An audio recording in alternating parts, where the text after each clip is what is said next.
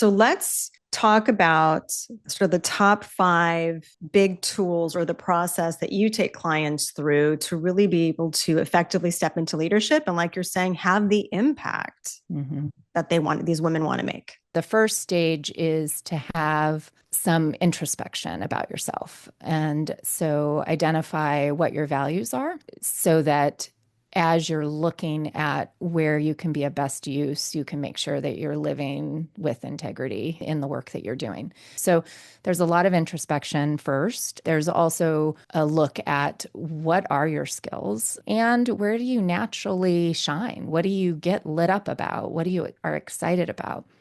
And so that's sort of the first piece to it. And then looking at, well, what type of leadership aligns with all of that, aligns with your values, your skill set, and what you're so passionate and excited about doing. In those higher levels of leadership, you really have to go and seize it.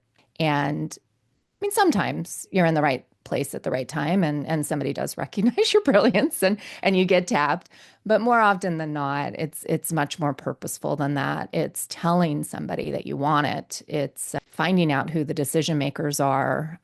Some of the positions I've had are elected. And so developing the relationships with the people that will vote and making sure that they know who you are, why you're doing this, and what you'll do for them. Because people inherently vote based on, are you going to make things better for me? And so really having that strategic angle. And sometimes what that's also going to require is that you stop doing things that aren't going to give you the visibility that you need in order to get into that new space.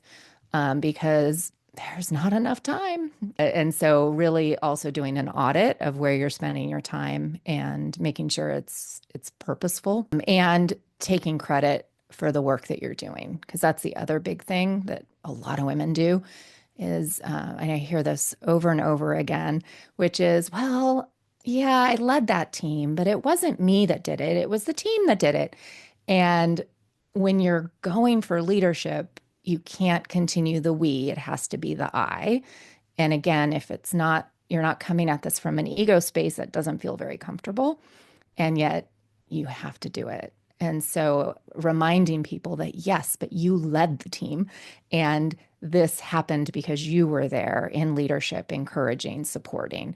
And so taking the credit for projects and outcomes when you need to is really important.